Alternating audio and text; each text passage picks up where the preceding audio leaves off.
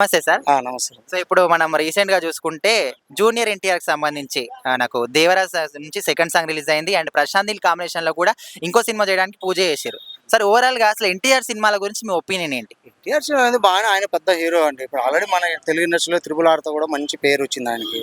ఇవాళ కూడా ఆయన కూడా నందమూరి ఫ్యామిలీలో ఒక పెద్ద హీరో కింద ఉన్నాడు కాబట్టి ఆయనది కూడా మంచిగా ఆడుతుంది. అందరి హీరోలు కూడా అలాగనే ఆడుతుంది. ఆయన ఎవరికేం కామెడీ చేసేంత మనం అంత సాయం మనది ఏం లేదు. కానీ మంచిగానే ఆడుతుంది. ఇబ్బంది అయితే ఏం లేదు. 4 సినిమాలు పూజ చేసినా కూడా ఆడతాయండి ఎన్టీఆర్. అట్లా అనుకోవచ్చు కానీ 2 సినిమాలు చేశారు, 3 సినిమాలు కాదు. 10 సినిమాలు. ఇప్పుడు ఒకప్పుడు తారకరత్న 9-10 సినిమాలు ఓపెనింగ్ చేశాడు. సరే ఆయన కొన్ని హిట్ అయినా కొన్ని ఫ్లాప్ అయినా అయినా కూడా హీరో అయినా కదా, హీరోయిజం అనేది ఆకపోదు. కానీ మన ఎన్టీఆర్ మాత్రం మంచి పెద్ద హీరో అయిపోయిండు. అలాగే ఒక తారక రామారావు మనమడు కాబట్టి ఆయన పేరు నిలబెట్టాడు ఒక ఇండస్ట్రీ మాత్రం బాగా. అది నాకు తెలిసి. అయితే ఇప్పుడు సెప్టెంబర్ 27కి 'దేవరా' సినిమా అనేది రాబోతుంది. సాంగినరా సార్ మీరు 'దేవరా' సినిమాది? సాంగినరా 'దేవరా' సెకండ్ సాంగ్? బాగుంది. సో, మరి ఆ సాంగ్ అందరూ కూడా కాపీడ్ సాంగ్, ఇంతకు ముందు ఉన్న కాపీ చేశారంటున్నారు. మీరేమంటారు? ఆల్రెడీ ఉంటారండి. అది రీక్ రాయటంలో ఉంటుంది. కొంచెం ఏదో పదాలు కలిస్తే దానికి కాపీ సాంగ్ అనేది ఏంటంటే ఆ రీట్లో కొంచెం కలుపుతారు. దానికి అవి ఎవరైనా ఉండాల్సిందే. ఇప్పుడు కథలు అనేది 4 కథలే ఉంటాయండి. అవన్నీ డైవర్ట్ చేసుకుంటా మనం మార్చుకుంటా ఆ డైరెక్టర్ బట్టి చేస్తూ పోతూ ఉంటారు. అది ఆ కథకు తగ్గట్టు లింక్ ఆ పలానా కథ అని అనలేదు కదా.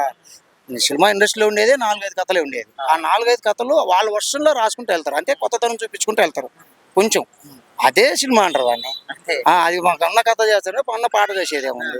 అది డైరెక్టర్ ఎవరైతే ఉన్నారో రైటరు, ఆ రైటర్ని బట్టి కొంచెం దాని రివ్యూస్ ఏదో దాంట్లో కలిపింటాడు. కొంచెం ఒక పదం కలిపితే అది పాత సాంగ్ కాదు కదా. దానికి ఎంత ఖర్చు అండి అది. దాని ఏంటి ఆ పాత సాంగ్ ఎందుకు అవుతుంది అది. పాత సాంగ్ పాత మ్యూజిక్ పెడితే అది కొత్త మ్యూజిక్ కొత్త సాంగ్ వచ్చి కొంచెం పదాలు కలుస్తాయి. అవి కలుసుకుని ఎట్లా ఉంటుంది. నా పేరు అంకయ్య అండి. అనే అక్షరంలో అన్నీ నాదేనంటే ఎట్లా మాట. ఎర్రచీర కట్టడంలో నా భార్య అంటే ఎట్లా. అంకయ్య అంటే ఇప్పుడు ఆనే అంజీ ఉంటాడు, అనిల్ ఉంటాడు, అంకయ్య ఉంటాడు, రకరకాలుగా ఉంటారు. రకరకాలు పిలుచుకుంటారు. అమర్ అని పిలుస్తారు.